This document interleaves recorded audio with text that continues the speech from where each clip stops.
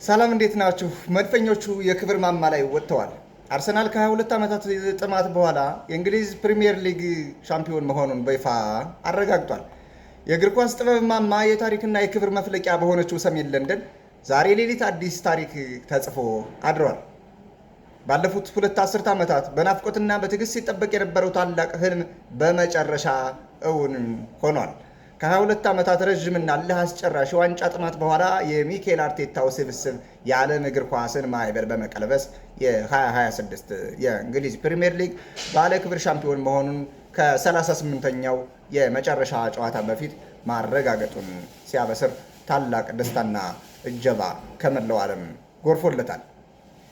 የመድፈኞቹ የረዥም ዘመን ታሪካዊ ባላንጣና ባላጋራ የሆነው ማንቸስተር ሲቲ ከበርንማውዝ ጋር ባደረጉት ተጠባቂ ጨዋታ ምንም እንኳን በርንማውዝ 1-0 ሲመራ የቆየ ቢሆንም በመጨረሻ ጭማሪ ደቂቃ በ94ኛው ደቂቃ ሃላንድ ባስቆጠረው አንዳቻ ውጤት በመጣሉ ምክንያት አርሰናል ሊደረስበት በማይችል የነጥብ ልዩነት የሊጉን አክሊል በይፋ ተቀዳጅቷል።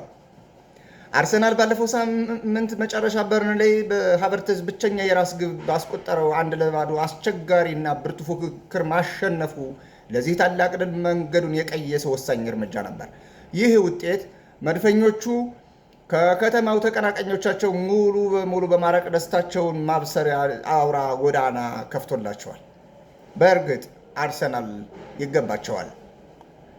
ተከታታይ ዓመታት የልብ ስብራት የነበረበት የአርሰናል ደጋፊም ባለፉት 3 ተከታታይ የውድድር ዓመታት የሊጉ ሁለተኛ በመሆን ዋንጫውን በራሪ ወረቀት ያህል ተቃርበው ማጣታቸው ያሳደረባቸውን የስነ ልቦና ጠባሳና በጥበብና በጽናት ፈውሰውታል።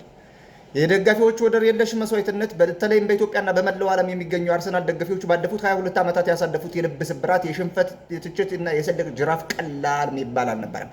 ሆኖም ግን ደጋፊው ክለቡን ከልብ መውደድና ባለመተው የከፈለውን ስሜታዊ መስዋዕትነት ዛሬ በደስታና በክብር እንባ በክብር ካሳ ተክቷቸዋል። ይህ ደግሞ የአርሴናል ደጋፊዎች ምን ስሜት እንደሚሰጥ አይተነተንም። 2024 አርሰን ቪንገር መሪነት ካሳኩት ታሪካዊና ታዋቂው የማይበገሩት ስብስብ በኋላ ያሳካው 14ኛው የሊግ ዋንጫ ሆኖ በደማቅ ቀለም ተመዝግቧል። ቀጣዩ ታላቅ የክብር ምዕራፍና ድርብ ድል የማስመዝገብ ድል ደግሞ በመጪው እሁድ አርሰናል ከክሪስታል ፓላስ ጋር የሚያደርገው የ38ኛውና የመጨረሻ የሊግ ጨዋታ የፉክክር ሳይሆን የደስታ የክብርና የአሰላለፍ እንዲሁም የመሽሞንሞን የመሽቀርቀር ይሆናል ተብሎ ይጠበቃል። ሆኖም ግን መድፈኞቹ ታሪካዊ ክብር ጉዞ በዚህ አያበቃም። ቡድኑ መጪው ግንቦት 30 2026 በአውሮፓውያን አቆጣጠር ማለት ነው በሃንጋሪው ፑሽካሻ አሬና ፓሪስ ሴንት ጀርመኒ ወይም ፒኤስጂ ጋር በታሪክ ለመጀመሪያ ጊዜ የክብር የአውሮፓ ሻምፒዮንስ ሊግ ዋንጫን ለመጨበጥ በታላቅ ፍጥጫ ይፋለማሉ።